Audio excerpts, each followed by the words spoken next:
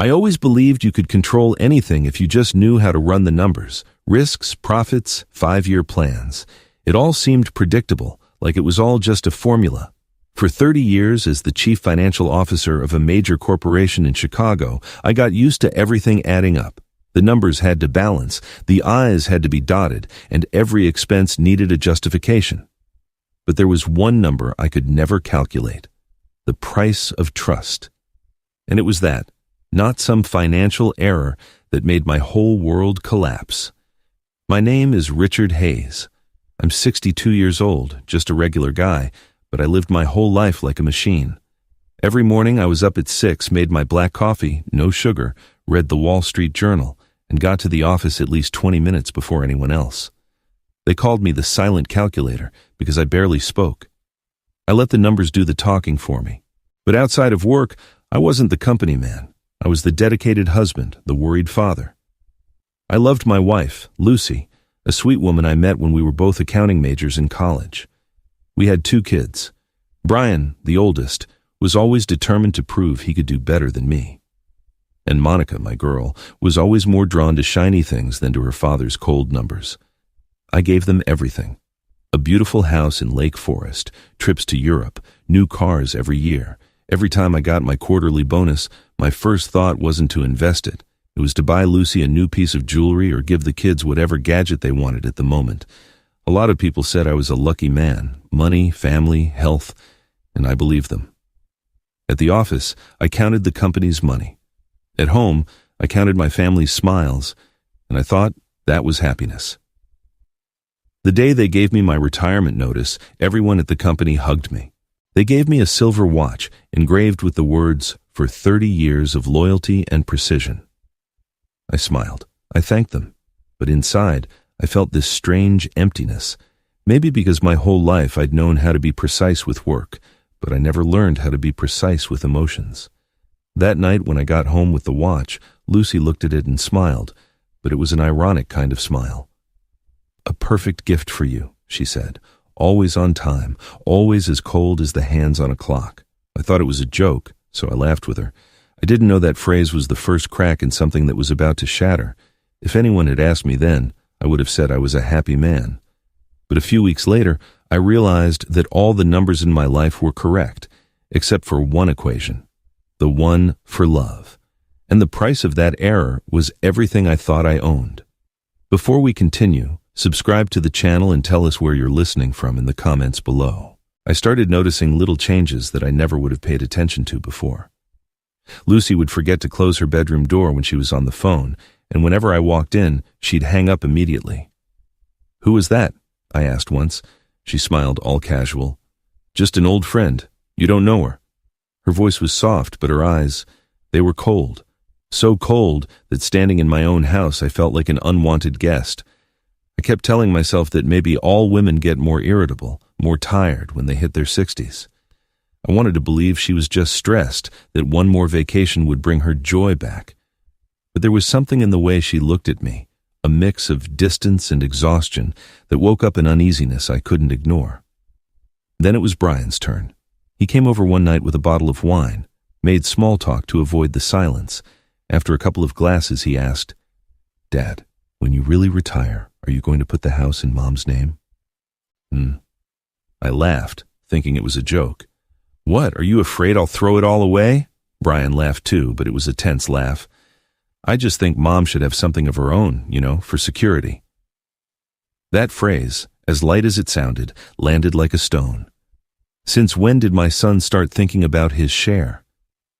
A few days later, Monica called saying she wanted to talk business. She needed capital to open a new branch of her boutique and asked me to withdraw from the family investment fund. When I told her we needed to analyze it calmly, her voice turned as cold as marble. "I'm just asking. If you can't help me, it's fine. Anyway, when the inheritance gets split, my share will be enough." I stayed quiet, not out of anger, but because I understood that in her words, there was no affection, only calculation. Lucy still seemed calm. Family dinners became more and more scarce. Every time I tried to talk, she'd say she was tired or had something to do. I started eating dinner alone, listening to the sound of the silverware against the plate, like it was the echo of my own heart banging against the walls of my soul. One night, coming home earlier than usual, I found her sitting on the porch, a glass of wine in her hand. The yellow porch light lit up her empty face. "Is something wrong?" I asked. "You look sad," she answered without looking at me. "There are things, Richard, that after so much time, they just need a little fresh air." I smiled, thinking it was a joke, but I felt a knot in my chest. I didn't know then that fresh air wasn't a trip. It was a carefully planned goodbye. I kept working, getting up early, adjusting the silver watch on my wrist every morning. I had no idea the hands on that watch were counting down the last few seconds of my marriage, and when they finally struck the hour, everything I had ever trusted crumbled under a perfect afternoon sky. That day came faster than I imagined. The retirement party was held at our house, in the backyard that Lucy used to say was the perfect place to grow old together. My friends were there, old colleagues from work, some close neighbors. The sky was clear, the sun was warm, the smell of barbecue mixed with the laughter. Everyone was congratulating me because, finally, I was going to rest after 30 years of work. I smiled, I nodded, but inside I felt an emptiness that was hard to explain. Lucy was wearing a dark blue dress, the color she knew I liked best. She moved between the guests, pouring wine, laughing, chatting. She seemed like the perfect wife I had always been so proud of. I didn't notice that the entire afternoon she never once made eye contact with me. Halfway through the party, when the music stopped, Lucy walked up to me with a gold-colored envelope in her hand. Her voice was clear, firm, in front of everyone. "Richard, you've dedicated your life to your work and your family. Today, I also have a very special gift for you." The chatter died down. I smiled, thinking it was a ticket for a cruise or a thank you letter. I opened the envelope. Inside was the divorce petition. I heard someone suck in their breath. The world spun around me, but Lucy just kept smiling, her eyes as cold as metal. "I don't want to take care of some old retired man," she said without flinching. "You understand, right? I still have a long life to live." Her tone was calm, as if she were talking about the weather. I looked around. My ex-colleagues were looking down at the ground. Others pretended to check their phones. Only one man I didn't recognize, in a white shirt with a drink in his hand, was watching the scene from the doorway with a self-satisfied smirk. When our eyes met, Lucy turned her head. I didn't need to ask. "Who is he?" I muttered. Lucy replied softly. "Someone I'm supposed to be with, not a shadow from the past." I saw Brian and Monica near the buffet table. Neither of them looked surprised. Brian just shrugged. "Dad, Mom just wants to be happy. I think you should understand that." Monica added, "Besides, we have to clear up the assets sooner or later. Don't make a drama out of this, okay?" I looked at my children, the ones I had given everything for, and I understood that in their eyes, I was no longer a father. I was just an account that needed to be settled. Lucy raised her glass with a smile. "Well, let's toast to new beginnings, right?" As she turned, her arm brushed the table, and the silver watch I had received that morning fell to the ground. The crystal shattered into 1,000 pieces. The hands were still trembling, just like my heart in that instant.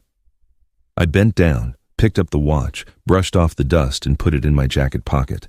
That simple gesture was enough to make everyone think I was still calm.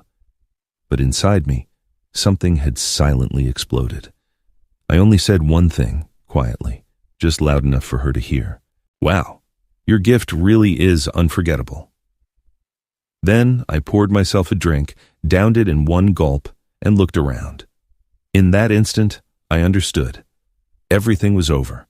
But they didn't know that on that very afternoon, I was beginning to calculate the final equation of my life. I don't really remember how the party ended. I just have this memory of the garden lights flickering like cuts, and Lucy's laugh behind me as she said goodbye to the guests at the door. A few old friends patted me on the shoulder, forced a smile, and said some meaningless phrase to cover the embarrassment. I just nodded, polite, as if what just happened was completely normal. But when the last door closed, the house fell into a thick, suffocating silence. Lucy took off her shoes, poured another glass of wine, sat down across from me, and said in a breezy voice, "This will be easier for both of us now. Just sign here." The lawyer already has it ready. Betrayal. I looked at the thick file, the printed lines aligned like paper cuts. How long have you been planning this? I asked. Since you started talking about retiring, she replied, not looking at me. I don't want to take care of someone who doesn't have dreams anymore. I managed a bitter smile. What you call not having dreams, I call loyalty. She just shrugged, pouring more wine. I saw the exhaustion in her eyes. In the glass, my own face was reflected, aged, tired, strange. Yeah, I was old, but I wasn't stupid. The bedroom door opened and Brian appeared, hands in his pockets, looking calm. I knew this was going to happen. Mom already told me. You knew about this too, I murmured. Dad, Mom just wants to be happy for the rest of her life. You wouldn't want to see her suffer, would you? I smiled, not from joy, but because a smile was the only thing keeping me from falling apart.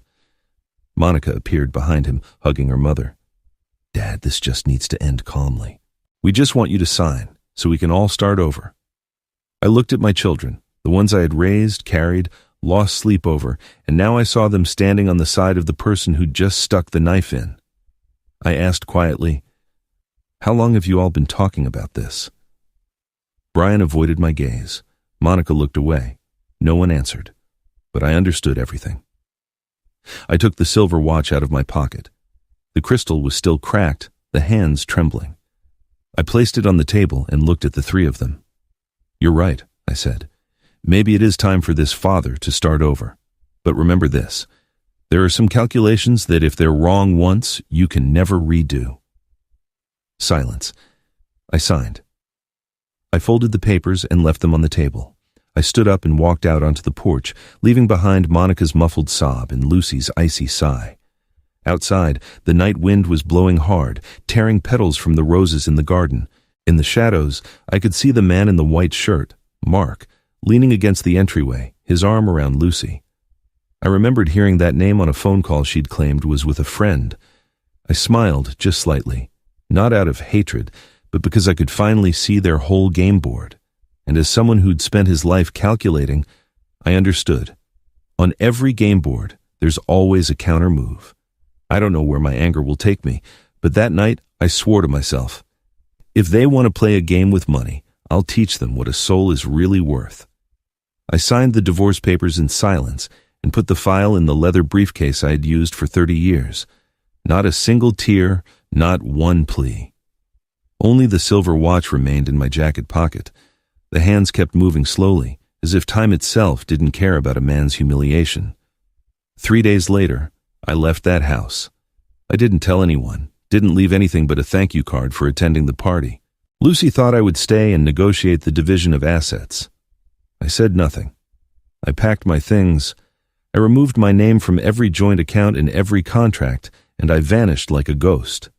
For years, I was the one who managed the books, the one who knew every detail of the family's net worth. That's why they underestimated me. They thought I'd sign everything, split the house and the money, and settle for whatever was left for my old age. They didn't know I had already seen this move coming, ever since I heard Lucy whispering on the phone and the kids talking about Mom's share. During my last decade at the company, I built my own investment structure, hidden behind layers of shell corporations, offshore accounts, and blind trusts. All legal, just unknown. The house in Lake Forest, the expensive car, the joint bank account, that was all just the surface, what they needed to see to believe I had nothing else. The day I left, I stopped by the bank. I withdrew cash from my emergency contingency fund. It wasn't a number that would impress them, but it was enough to start over. I opened another account in the name of an old company I had dissolved years ago and transferred the real assets there. The law has loopholes, and I was the man who'd spent 30 years learning where to find them. That afternoon, I returned the keys. Lucy texted me. When are you transferring my share? I texted back. When you learn to value something other than money. I turned off my phone. I bought a one-way bus ticket to Colorado. On the bus, I sat by the window and watched the lights of Chicago fade away. For the first time in decades, I felt relief. It wasn't freedom, not yet. It was something else. I had nothing left to lose. The next morning, I stood in front of a log cabin I had bought months before. The kind of cabin a man buys when he just wants to disappear. Surrounded by pine trees, the cold wind smelled like resin and damp earth. I opened the door. I dropped my bag and hung the silver watch on the wall. The crystal was still cracked. The hands were still moving, broken but still running. I looked at the empty room. The silence was so clear I could hear my own heart. I knew then, with the clarity of someone closing a chapter, that Richard Hayes of Chicago was dead, and a new man had been born, one they would never understand. My first morning in Colorado, I woke up to the sound of wind whistling through the cracks in the door. There were no car horns, no ringing phone, not Lucy's voice reminding me to take my pills, or Brian asking about an investment. Just silence, stretching out like a long-lost friend. I made coffee in a cheap pot I'd bought at a truck stop and sat on the porch, watching the fog wrap around the forest. That peace was equal parts terrifying and wonderful. Maybe because my whole life had been lived surrounded by noise. And only when the silence came could I finally hear my own voice. I started to organize the few things I had. A few changes of clothes, folders with documents from old companies, and the silver watch hanging on the wall. Every time I looked at its cracked face, I remembered that party, Lucy's icy stare. But then I'd think that maybe the crack was its way of telling me that time keeps moving, even if your heart has stopped. I drove down to the town of Silver Pine, about 20 miles from the cabin. The red dirt road snaked through the pines. The houses were few, the businesses small, cafes, bakeries, and shops selling local crafts. I got a satellite internet connection set up. I brought in my laptop, some monitors, and started to rebuild my hidden world, the financial network that not even my own children knew about. I forged a new identity. On paper, I was no longer Richard Hayes, the CFO.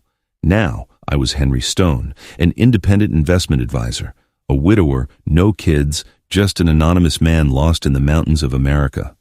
And I liked it. No one recognized me at the coffee shop. No one whispered behind my back. Anonymity was the warmest coat I'd ever worn. Every morning, I'd run through the woods, listening to the whisper of the pine branches. In the afternoons, I'd work for a few hours.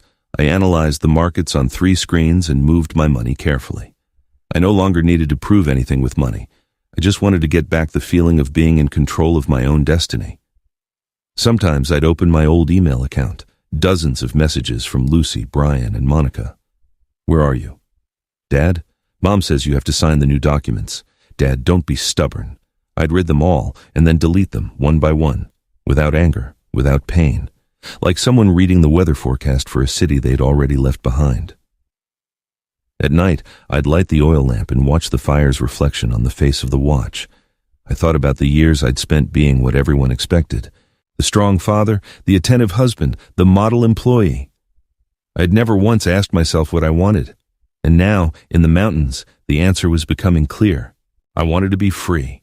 Free from the chains of fake gratitude and affection that was measured in dollars. A week later, I went to town for groceries. The woman who owned the store looked at me curiously and asked, "You new around here?" I smiled. "Yeah, just someone looking to start over."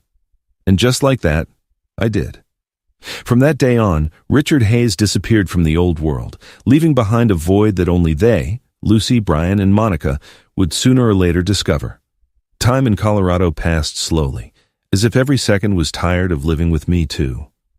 During the day, I kept busy with numbers, charts, small investment projects that just served to keep my mind occupied. But when night fell, when the forest sank into silence and the only sound left was the wind slipping through the cracks in the door, the loneliness would appear, sharp and clear, like an old friend I didn't want to see again. There were nights I'd just sit for hours, watching the desk light reflect on the wall where the silver watch hung, motionless in its silent dignity. The hands kept moving, even though the crystal was broken. That metal seemed like a mechanical heart. No sadness, no pain, just the duty to keep going. I wondered, am I any different? I always thought silence was strength, but in this cabin, the silence became a weight. It made me hear the sounds inside me with perfect clarity. The regret, the rage, and that quiet voice asking questions that had no answers. One night, I opened the box where I kept the old photographs. In our wedding photo, yellowed with age, Lucy was smiling, young, radiant as a sunflower. I ran my fingers over her face. I did love her, I really did. But maybe I just never knew how to love. I gave her money, gifts, security, and I forgot that sometimes all someone needs is to be heard. I remember a dinner years ago when she said to me, "You know what scares me most? Living next to someone who turns every word into an expense." I laughed, thinking it was a joke. Today, I understand. I turned our marriage into a balance sheet. I wondered if, given the chance to go back, I would have done anything differently. Probably not. When you live in a mold for that long, even your feelings start to follow the rules. After that, I started writing. Not plans or reports, just short phrases. Today I learned to be in silence without feeling empty. Today I let myself think about Lucy without hatred. When I finished, I'd fold the paper and place it under the silver watch like a confession addressed to time itself. One afternoon, walking by the creek, I saw a young couple sitting on a rock, sharing a sandwich and laughing their heads off. Their laughter echoed in the woods like music. I stood there watching them for a long time, a mixture of warmth and a sharp pain in my chest. I understood then that happiness doesn't need a plan. It just needs someone to share it with. That night, I went to sleep earlier than usual. For the first time in months, I didn't dream of Lucy, nor did I hear the voices of Brian or Monica in my head. I just saw myself walking down a path covered in fog. In the distance, a dim light was calling me. I didn't know what that light was, but I felt that something inside me was waking up. Not anger, but the desire to live again. And I understood that this was the first step toward redemption. The fall arrived in the Colorado mountains without warning. In the mornings, the fog was so thick I could hold out my hand and not see my fingertips. The dense sadness of the first few days was gone, replaced by a slow, steady rhythm, like breathing. I began to understand that sometimes you have to lose everything to learn how to start from scratch. My days now had their own structure. A run at dawn on the red dirt road that circled the forest. Work at noon in the small room with 3 screens. Reading or writing notes about the market in the afternoon. No one gave me orders. I didn't need to prove anything. I did it simply because I liked the feeling that I was still moving, that I was still useful, that I was still alive. Reactivated the skills that, for my entire life, had only served others. For the first time, I wasn't working for a company or for shareholders. I was working for me. I analyzed stocks, crypto, small-time investments, learning with every mistake. Slowly, the numbers took on a different meaning. They were no longer about power. They were a game of patience. I also learned to take care of myself, something I had never done in 30 years. I cooked with produce from the market in Silver Pine, learned to marinate steak with a recipe from the store owner, and practiced on an old guitar that a carpenter gave me. Sometimes I'd sit on the porch, playing clumsy chords into the cold wind, and I'd catch myself smiling. A smile for no reason, just because I didn't hate myself anymore. The silver watch still hung on the wall, the crack reflecting the dim light. It didn't hurt anymore. Every time I looked at it, I didn't think of Lucy. I thought about the man I used to be, Richard Hayes, the CFO who had died the same day his marriage did. Now I was someone else, lighter, calmer. Sometimes I'd check that old email and find messages I couldn't bring myself to delete entirely. "Could you transfer the money soon?" "Dad, we need to talk." I didn't reply. Not out of spite, but because everyone has to live with the result of their own equation. One morning, I got a call from the bank. A small investment I'd made 6 months earlier had doubled. I didn't feel euphoric, just calm. I wrote the number down in my notebook. I knew it wasn't luck. It was the reward for patience. That night, I lit the fireplace and poured myself a glass of local bourbon. The fire reflected in the watch. The hands kept marking time, just like my own heart. It wasn't beating for anyone else anymore. It was beating for me. I left the glass on the table and looked out at the dark forest beyond the window. A strange feeling washed over me. Loneliness, but without the sadness. Maybe this was the first time I was living without calculating anything. I didn't know then that Just a few days later, on an equally foggy morning, a woman with silver hair would walk into the little coffee shop in Silver Pine and right into the next part of my life. That night, I didn't know her name yet. I only knew that Richard Hayes, 2, had finally learned how to breathe. That morning, the fog was slowly lifting. The sun filtered through the pine trees like someone carefully opening the world's windows. I drove into Silver Pine, where I usually bought my coffee and bread.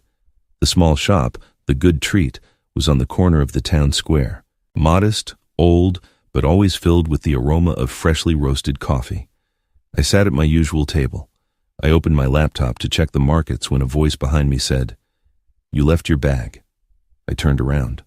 A woman was holding the leather satchel I had just dropped on the floor. She looked to be in her early 50s, long hair with streaks of silver, a face without makeup but with a bright, deep, and serene gaze like a lake.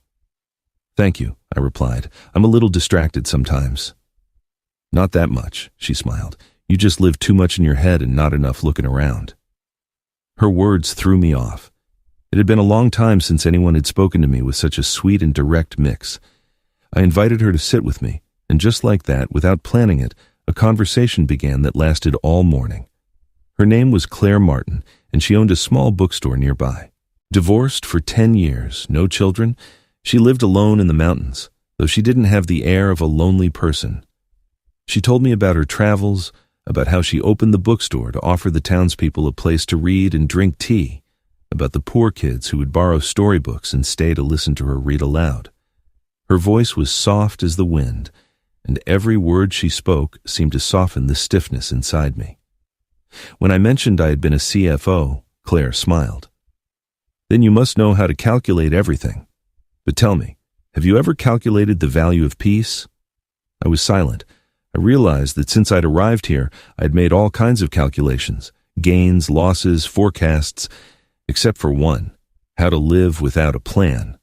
Over the next few days, I stopped by her bookstore frequently. At first, just to read, then simply to listen to her. She had a habit of making cinnamon tea in the afternoons and putting on old jazz standards. I would sit in a corner, quiet, listening to her clear voice helping customers. That sound filled the store and seemed to make the space bigger.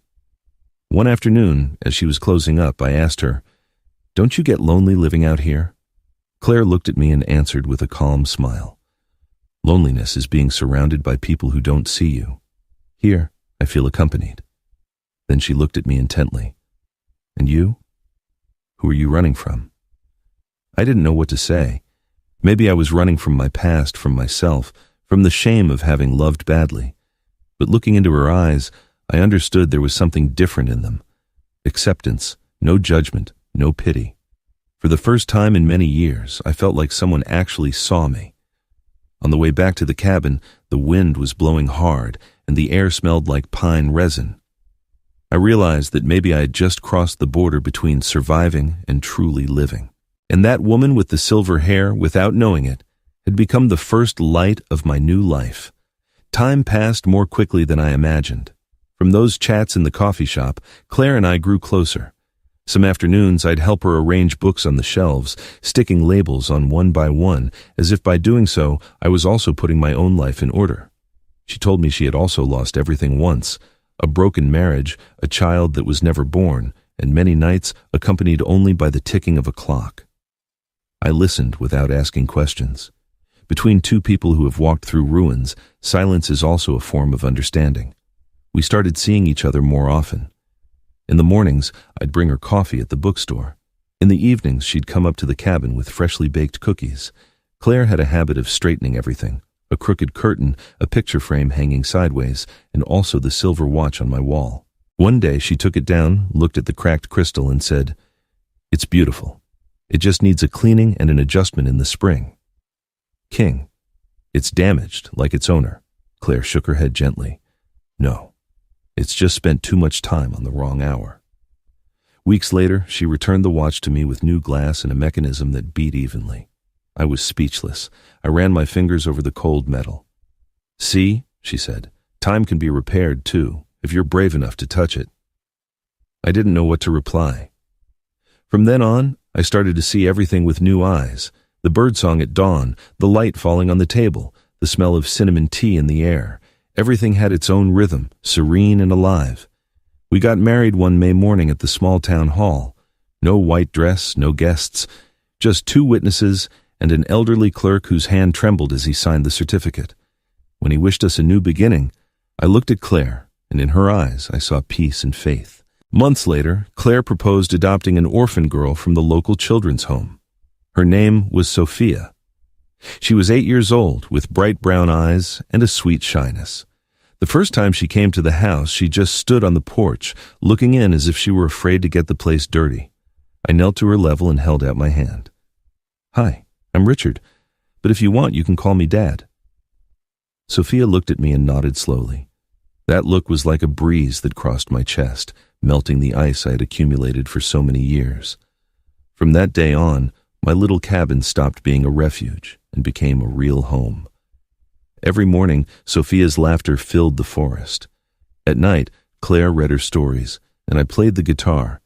The warm light from the lamp reflected on the silver watch, which was no longer a symbol of a wound, but proof that time can start over when the heart still has room for love. I no longer thought about Lucy, Brian, or Monica with anger. They belonged to the past. I was living now, surrounded by 3 synchronized heartbeats, Claire's, Sophia's, and mine. 4 years went by so fast that sometimes I wondered if I had really lived that other life in Chicago, or if it was all just a nightmare. In these mountains, time doesn't run. It breathes, slowly, with calm and patience. Every morning I'd get up early, make coffee for Claire, while Sophia, in her school uniform, ran around the yard yelling, "Dad, hurry up! I don't want to be late for class." I'd pretend to be annoyed and run after her in the early sun, listening to her laughter fill the garden. In those moments, I understood that happiness doesn't need luxury. It just needs someone to call you Dad with real love. Claire still ran the bookstore in Silver Pine.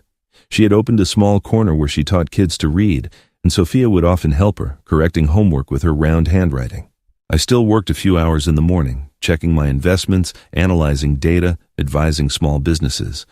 We lived simply, but we were whole. I wasn't counting money anymore. I was counting laughs. However, the past has a strange habit. It always finds its way back, no matter how far you've run. One afternoon in March, the phone rang. I didn't recognize the number, but the voice on the other end made my pulse stop. "Mr. Hayes, it's Dr. Perez." I smiled. He was my old lawyer in Chicago, the one who helped me with the divorce and the trusts years ago. "It's been a long time, Doctor.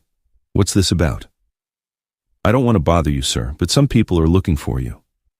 "Who?" "Your ex-wife and your children." I was silent. Outside, the wind whistled through the pines like the sigh of fate. "What do they want?" I asked. "Lucy says she's going through financial difficulties. She's asking for a review of the settlement. Brian mentioned he needs your advice on an investment, and Monica just said she wanted to talk." I let out a dry laugh. After 4 years, all of a sudden they remember me? "Maybe because they have no one else to turn to," Perez replied, his tone careful. I don't want to meddle, but they sounded, frankly, desperate. I walked out onto the porch. Sophia was watering the flowers while Claire read a book. The breeze moved the curtains, and the air smelled like cinnamon tea. Everything was so peaceful that the lawyer's words sounded foreign, like he was talking about other people. "Doctor," I said finally, "if they need something, they can talk to the law. I already paid my share." "Are you sure, Richard? It might not be money they're asking for." I closed my eyes. If they wanted something more than money, they should have thought of that 4 years ago. I hung up. Claire came out onto the porch and looked at me silently. "Old news?" she asked. "Old past," I replied with a slight smile. She didn't press. She just put a hand on my shoulder and whispered, "I don't know what they want, but don't let them take away the peace you built with your own blood." I nodded. In that moment, I understood that my silence was still the strongest answer. That night, when Claire and Sophia were asleep, I stayed alone in the dim light, looking at the silver watch. The hands continued their course, but this time I felt it clearly. They were counting down, not to revenge, but to the return of fate. and I knew that the game they had started 4 years ago was about to reach its final move. 2 weeks later, I got another call from Dr. Perez. His voice was heavier, tinged with compassion. "Richard, I think you should hear this, not for them, but for you." I stayed quiet, and he began to tell me. Lucy had lost everything. The man she left me for, Mark Jennings, the one who showed up at that cursed party, turned out to be a professional con artist.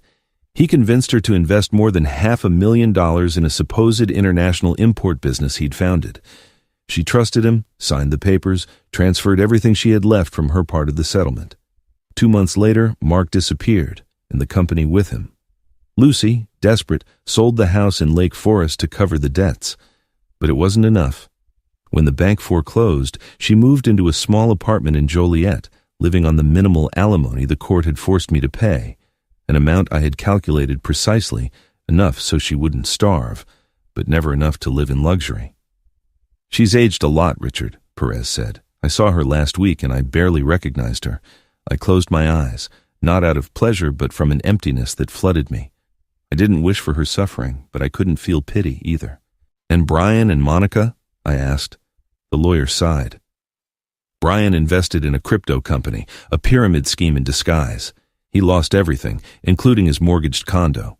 He's living with his wife now, about to file for bankruptcy." I nodded.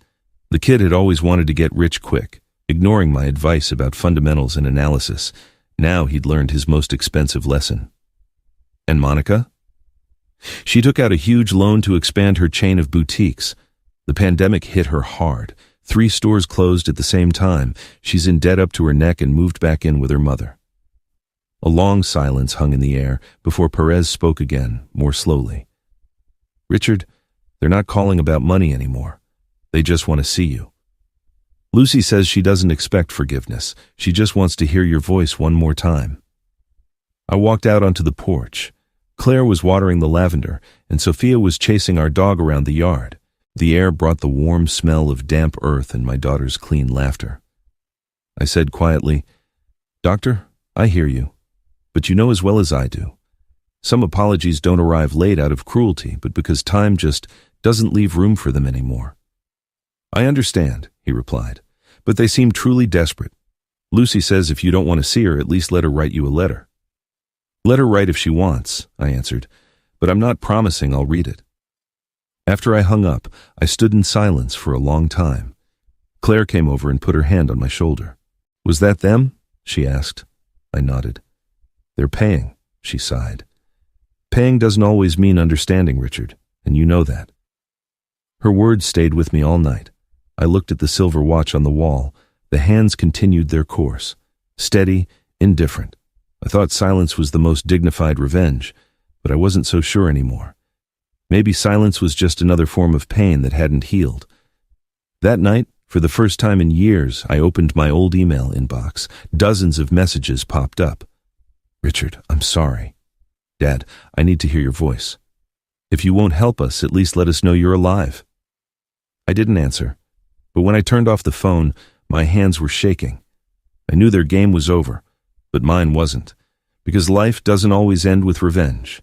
Sometimes it ends with the question of whether we're still capable of compassion. The next few days passed as if nothing had happened. I kept getting up early. I made Claire's coffee. I took Sophia to school. But inside me, something started to shift.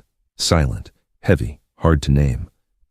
One afternoon, while I was organizing the bookshelves, Claire came in with a yellow envelope in her hand. "The mailman said this came from Chicago. No return address," she said. I took it and immediately recognized Monica's shaky handwriting. I was about to rip it up, but Claire stopped my hand. "Read it, Richard. Not for them. For you."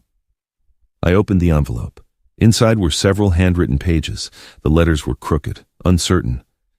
"Dad, I don't know how to start. I know you don't want to hear from me, but I need to talk. We were wrong. So wrong that there's no fixing it. I thought I was smart.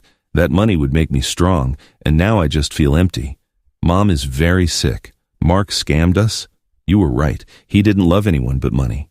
Brian is a wreck. He drinks every day, and I'm just scared. Scared I'll die without you ever forgiving me. If you don't want to see us, at least let me know you're alive and at peace.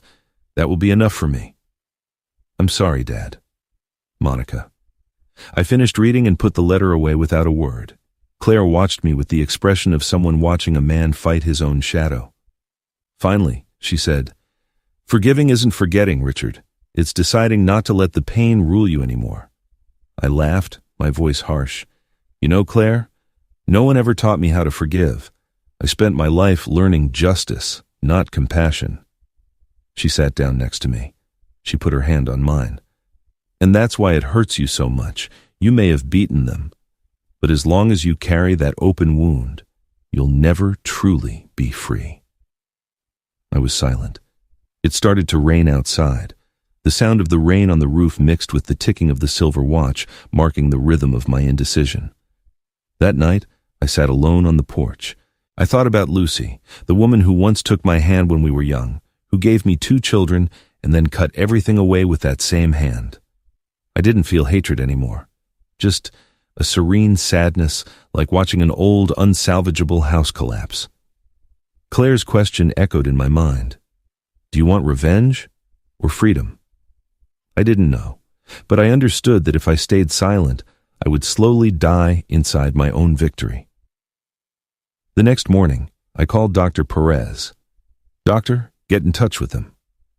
"What should I tell them, Richard?" Tell them I'll see them, just once." "Are you sure?" "I don't know, but maybe it's time to look at the past, not to hate it, but to understand how I've lived." When I hung up, Claire was in the doorway. Her gaze was soft but worried. "You're going?" I nodded. "I have to, if I ever want to truly come back to the present." She didn't say anything else, she just walked over and hugged me for a long time. I smelled the cinnamon in her hair, and in that embrace, I knew that the meeting that was coming wasn't about ending a story. It was about setting it free. I returned to Chicago after almost 5 years. The city seemed the same. The noisy streets, the car exhaust, the vendors with their familiar calls. Only I had changed. I arrived at Mercy General Hospital one June morning, the sky clear and the sun soft. In my jacket pocket I carried the silver watch, the only remaining witness to that past. Dr. Perez was waiting for me in the hallway. He was older, his hair completely white, but he still had his kind smile. "She's in room 312, he said quietly. "The doctor thinks she's more lucid today. It might be a good day to talk." I nodded and walked down the corridor, my chest heavy like I was carrying a stone inside. When I opened the door, the smell of disinfectant hit me. Lucy was lying in the bed, so thin that for a second I didn't recognize her. Her hair, once dark and shiny, was now sparse and gray, her skin wrinkled and pale, but her eyes were still the same, deep, intelligent, only now there was no fire in them, just ashes. She looked at me. For a few seconds, silence filled the room. The only sound was the steady beep of the monitor. "Richard," her voice was hoarse, trembling. You really came?" I sat in the chair next to her bed without touching her. I just nodded. "They told me you wanted to see me." Lucy looked toward the window, where the light fell on the white curtains. "I'm not looking for you to forgive me," she whispered. "I just want to tell you. I finally understand. You were right. Money doesn't save anyone. It just slowly destroys those who think they're invincible." I stayed silent. There were no words that could answer for what was already lost. "Mark left," she continued. "I lost everything. The house, my friends, my dignity, even my children. Brian can't look me in the eye. Monica only visits when she needs money. I have lived through exactly what I once wished you would suffer." A tear rolled down her cheek. "Do you hate me, Richard?" she asked, her voice so small as if she was afraid of her own question. I looked at her hand, thin, covered in spots, that same hand that had once caressed my face, that had held our sleeping children. I took it gently. It was cold, distant. "No, Lucy, I don't hate you. I just regret that we forgot how to love before we learned how to forgive." She smiled weakly, but it was genuine. "You look happy, don't you?" I nodded. "I have a new family, a good woman and a little girl who calls me Dad." "You deserve it," she murmured. "You always deserved it, more than I ever believed." As I was about to stand up, she stopped me with a gesture. "Do you have the watch?" I took it out of my pocket and placed it in her hand. She stroked it delicately. Does it still work? Yes. Time doesn't get tired, Lucy. It just changes owners.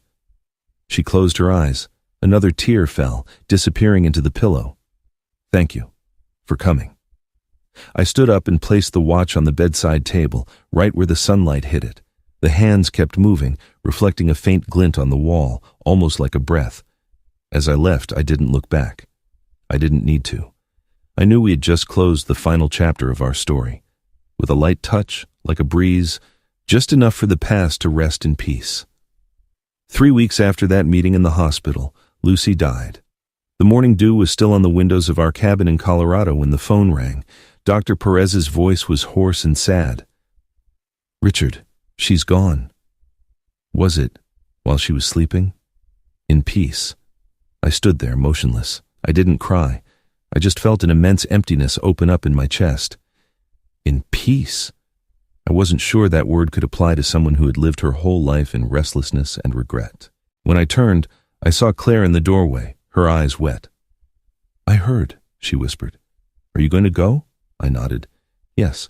In one way or another, you have to say goodbye. We drove through the night to Chicago. The city was still bright, noisy, as if no one ever died there. The funeral was small, just a few distant relatives and old neighbors. Brian and Monica stood together, looking exhausted. Brian looked gaunt, with deep dark circles under his eyes. Monica was holding a tissue so tightly her fingers were white. When I walked in, the conversation stopped. Brian saw me first. He froze, his lips trembling. Dad, you really came? I nodded and walked over.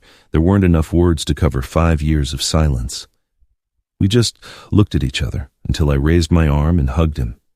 He was tense at first, and then, as if something inside him broke, he began to sob uncontrollably, like a child. Forgive me, Dad. I was such an idiot. I just wanted Mom to be happy. I patted him on the back. Shh, it's enough. Let your mother rest. Monica stood to the side, tears streaming silently. When our eyes met, she took a step and hugged me, hard. She didn't say anything, just her ragged breathing and the sob caught in her throat. In that instant, I understood something. Forgiveness doesn't need words. It arrives when you stop counting the wounds. In the afternoon, as the casket was lowered, I walked up and placed the silver watch on the wood. You've kept it long enough, I murmured. Now let time go back to where it belongs.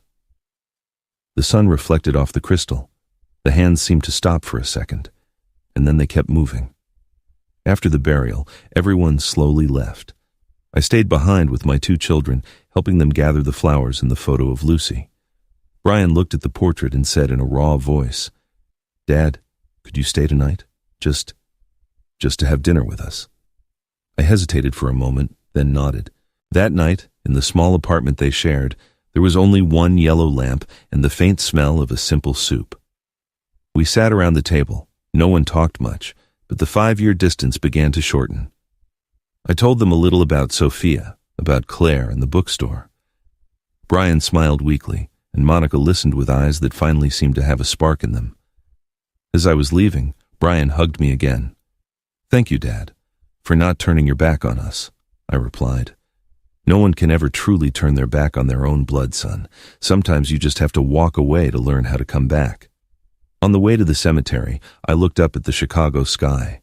After so many years, it didn't feel suffocating anymore. The night breeze carried a faint scent of lavender, just like my garden in Colorado, and I understood that forgiveness had truly begun. Not with words, but with the tremor of a hug between a father and his children. I stayed in Chicago for a few days after the funeral, not out of obligation, but because something inside me needed to close all the pending accounts. Not with money, but with compassion. Brian and Monica were living in a small apartment on the outskirts. The house where Lucy's and my laughter once filled the rooms now belonged to strangers. I went to visit them. The place was modest, almost empty, with just a few pieces of old furniture. On the table, there was a photo of their mother in a simple wooden frame, next to a still-burning incense stick. Dad, Monica said, her voice timid, we're going to try again. I'm sorry for everything. I smiled and put a hand on her shoulder. The mistake isn't what's important, honey. It's knowing how to start over. Brian looked at me, uncomfortable. I don't have the words, just thank you. If you hadn't come, I don't think I would have had the courage to look anyone in the eye again. I shook my head gently. You've already paid the price, son. Now you just have to learn to get up. Money can be lost. Dignity is only lost when you refuse to change. I said my goodbyes, but I came back the next morning. After they both left for work, I went to the bank. I'd created an anonymous account in the name of the old company, the same one I'd used to hide my assets years ago. Into it, I transferred enough money for Brian to clear his debts and for Monica to reopen a small shop. I asked Dr. Perez to manage it all on one condition, that he never reveal who the money came from. I just told him, tell them there's an anonymous investor who believes in their change. That afternoon, I went to the cemetery. The sun was setting, and the white flowers were bending in the wind. I sat by Lucy's grave. No flowers this time. Just the second silver watch, a replica of the one Claire had given me on our wedding day. I placed it on the dirt and murmured, "See, Lucy. In the end, everything returns to its place. Not to start over, but to be complete." I stayed there until it got dark. I didn't cry or feel pain, just the certainty that I had left behind, a weight I had carried for half my life. Back at the hotel, I called Claire. Her voice sounded warm, close despite the distance. "Are you okay, Richard?" "Yes, it's all finished." "And them?" "They're learning to get up. Maybe that's the last gift I could give them." Claire was quiet for a moment before saying, "Sometimes kindness is the rarest and bravest form of courage." I smiled. Outside, the city was lighting up. I didn't feel like a fugitive anymore. I felt like a man who had returned to forgive. The next day, I left Chicago. The bus took the old highway I used to drive home on after long days at work. Now, there were only still trees and the wind blowing like a farewell. I closed my eyes and listened to the tick-tock of the new watch on my wrist, marking a serene rhythm. And I knew then that all the debts had been paid, not with money, but with the kindness of someone who learned how to lose and still win. Returning to Colorado felt like a stone I'd been carrying for years had been lifted from my chest. The red dirt road to the cabin was now covered in green grass, and the air smelled intensely of pine resin. When the car stopped, Sophia came running out to meet me, her hair messy from the wind and her eyes shining like two little stars. "Dad, I made cookies with Mom," she yelled happily. I hugged her, feeling my heart beat calmly to the rhythm of her clear laughter. Claire appeared in the doorway with a soft smile. "I knew you'd come back like this," she said, more serene, lighter. "Everything in Chicago is settled," I replied, "but I still have one more thing to do." That night, after Sophia fell asleep, I sat in my small office with pen and paper. I opened the drawer where I kept the first silver watch, the one that stopped working the day I put it on Lucy's grave. Next to it was the watch Claire had given me, its hands marking their steady rhythm. 2 times, 2 lives, 2 women. One, the past, the other, the present. I began to write. "My dearest daughter, when you read these lines, I might be old with gray hair, or maybe I'll be gone. But I want you to understand something. Life isn't measured in years, but by what we learn after every fall. For a long time, I believed justice was the most important thing. But I was wrong. Sometimes forgiveness is stronger than justice because it doesn't need judges, just a brave heart capable of letting go. You see, honey, I had a family before, and they betrayed me. I hated them for a long time until I realized that hatred only kept me prisoner. They can take your property, your reputation, but it's only when you let bitterness take over that you truly lose. Always choose kindness, not because other people deserve it, but because you deserve to be at peace." I paused. I looked toward the next room where Claire was reading and Sophia was sleeping deeply. The night wind brought the smell of cinnamon tea. I continued writing. "I hope that when you grow up, you understand that loving isn't about holding on. It's about letting the other person be free. Like your mother, Claire, did with me. She didn't come to save me. She came to walk beside me. If you one day find someone who gives you calm, don't be afraid to love. And if you ever face betrayal, don't be afraid to forgive. Because in the end, my daughter, forgiveness is the only way to not become the very thing that hurt you. I love you. Richard. I folded the letter and put it in a wooden box along with the 2 watches. One stopped in the past, the other beating in the present. I closed the box and put a label on it. For Sophia, when the time is right. When I went out to the porch, Claire was there, smiling tenderly. Did you finish? Yes, it's for the girl. So one day she knows the path her father walked. And how do you feel? I looked up at the sky, where the stars twinkled over the pine forest. I feel like I'm finally living what time was trying to teach me, that some wounds only exist to remind us that we still have a heart. Claire leaned her head on my shoulder. In that instant, the night wind blew softly, and the watch inside the house kept marking its steady beat, and I knew that everything that needed to be said was finally said. In a letter, in a heartbeat, and in a new piece. 3 years later, life in Colorado flowed like a familiar melody. Sophia was 11 now, taller, with long hair, and that clear voice that called me every morning to get up. She knew little about my past, only that I had once worked in a faraway city, and that I was very good at fixing things that seemed impossible, like the silver watch hanging on the wall, which continued to work, patient and punctual, a silent witness to time in the human heart. Claire continued with her classes at the little bookstore. She had started a reading club for the town's kids, and sometimes I'd stand outside, watching her laugh among them, feeling something inside me that was hard to name: love, gratitude, and a fear of losing her. At this age, I was no longer afraid of dying. I was only afraid of losing what truly gave my life meaning. One afternoon, in early summer, while sorting through old papers, I found the letter Monica had written me years ago. The ink had faded, the letters blurry. I read it again, without resentment, with tenderness. I pitied that woman who needed so many years to understand something so simple. Money can't buy forgiveness. I told Claire about it that night.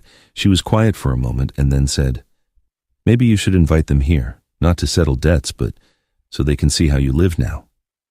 I smiled and shook my head. I don't want them to see this peace as a reward for their mistakes. Peace isn't a prize, Claire. It's the result of learning to let go. She nodded, smiling. Then guard it well. Don't let anyone touch it. Weeks later, I received an invitation. My grandson, Brian's son, was graduating in Chicago. Under the printed text, a handwritten note said, "It would mean a lot if you came." Brian. I showed the card to Claire. "Are you going?" she asked.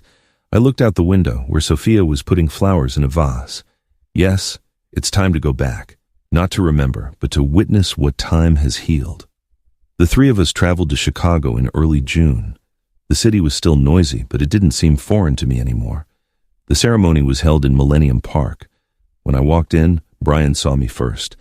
He walked quickly toward me and hugged me, without saying a word. He didn't need to. Sometimes silence is the most complete reconciliation.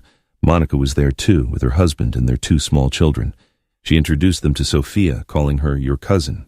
Sophia laughed. She took the kids by the hand and ran with them toward the play area. I watched them, my soul feeling as light as the wind. That night we all had dinner together at a small restaurant near the bus terminal. Brian raised his glass. "Dad, I don't know what to say. Just thank you. If it weren't for you," I cut him off with a smile. "There's no need to thank me. Just make sure you don't repeat our mistakes." Monica nodded, smiling serenely. "I promise." As we left, I walked slowly down the street, lit by yellow lampposts. Years ago, I had walked this same place with a heart made of stone. Today, I walked with a heart as light as air. Claire took my hand. "See? Time doesn't take anything away. It just teaches us to look at things differently." I nodded in silence. In that moment, I understood that every journey has a destination, but peace doesn't wait at the end of the road. It lives in every step we take on the way back, no longer afraid of the past. After the graduation ceremony, we decided to stay in Chicago for a few more days. Brian and Monica insisted, saying, Dad never really relaxed here, and for the first time in many years, I accepted without hesitation. Maybe finally, I'd stopped being afraid of this place. On our last morning, the whole family gathered in the small garden of a cafe by Lake Michigan. Sophia and my 2 grandchildren were running around, laughing, throwing flower petals in the air. I sat under the shade of a tree, watching them play, and for a moment, it was like seeing Brian and Monica as children. Lucy used to sit by the window, embroidering, smiling every time the kids argued and then made up. I closed my eyes, and for the first time, that memory didn't hurt. Claire was next to me, an old camera in her hands. "We should take a picture," she said, "just one, to keep this moment." Monica overheard and exclaimed, "Yes, let me call a photographer." I smiled and shook my head. "No need. Let Sophia take it. She has the eye of someone who loves the light." Sophia picked up the camera and said, "Everyone, look here. Grandma Lucy is probably watching us from heaven." Her innocent comment made us all fall silent for a second, and then we all laughed together. I moved to the center with one hand on Brian's shoulder and the other holding Claire's. Monica stood on the other side, hugging her 2 kids. When I heard the click, I felt my heart finally close, a circle that had been open for far too long. That afternoon, Brian handed me a small box wrapped in brown paper. "Monica and I got this," he said. "It's for you." I opened it. Inside was my silver watch, the first one, the one I had left on Lucy's grave. But now, the crystal was shining. The band was polished, and the hands were moving again. "Dad," Brian murmured, his voice trembling. "I had it repaired. An old watchmaker downtown found it when they were restoring that area of the cemetery. I thought it should go back to the one who stopped it." I took the watch, feeling my hands shake. The metal surface reflected the light as if it held my entire history, the man who tried to calculate everything and the one who learned to let time go on without his control. "Does it work?" I asked, though I already knew the answer. Brian nodded. "Yes, and I think it's pointing in the right direction now, Dad." We all laughed. Monica held up her phone. "Look at this," she said, showing me the photo Sophia had taken that morning. In the picture, the sunlight filtered through the branches and lit up all our faces. I was in the center, smiling peacefully. Claire was resting her head on my shoulder. Behind us, Sophia was holding hands with my grandkids. It was all so simple, but so beautiful, I felt a lump in my throat. That night, I sat on the hotel balcony. The wind carried the scent of wildflowers. On my wrist, the silver watch marked time with its steady tick-tock. I thought about Lucy, without sadness. I thought about Claire, about Sophia, about my children who had finally learned to bow their heads and start again. I looked at the freshly printed photo. Us, in the light, laughing, as if we'd never had a painful past. And I understood that sometimes life doesn't give you back what you lost, but it teaches you to love what you still have. I put the photo in my wallet and stroked the face of the watch.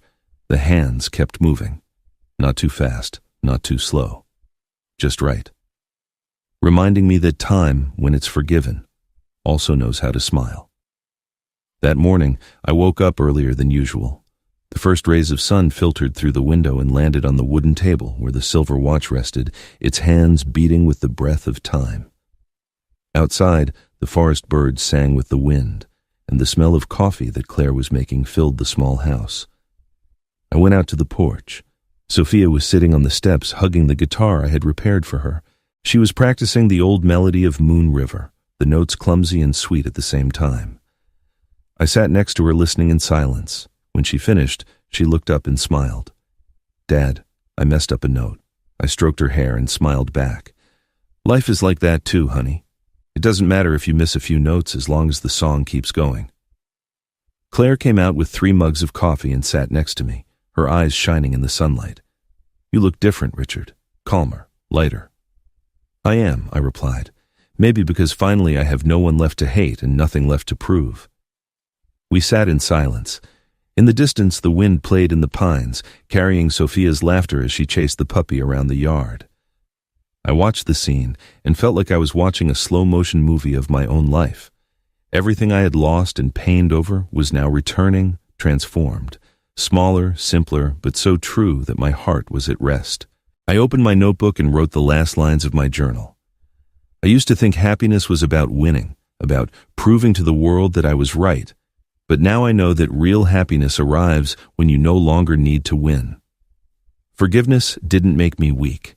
It made me free. Time doesn't erase the wounds, but it taught me how to live with the scars as part of my skin. I closed the notebook and placed it next to the two watches. One stopped in the past, the other marking the present. Between them, I saw my whole story, from a man who measured his life in numbers to one who learned to measure it in heartbeats. Claire came over and wrapped her arm around me. "What are you writing?" she asked. "A goodbye," I replied. "But not to someone else, to the man I used to be." She smiled softly and rested her head on my shoulder. Sophia ran up to us with a framed photo, the one we took in Chicago. "Can I hang this in the living room, Dad?" "Of course, honey. Hang it up, so you remember that a family isn't one that never makes mistakes. It's one that always knows how to come back after the fall." The sun climbed higher. The light reflected off the silver watch, casting a glint that dissipated like fine smoke. I closed my eyes and took a deep breath of the cinnamon tea and lavender floating in the air.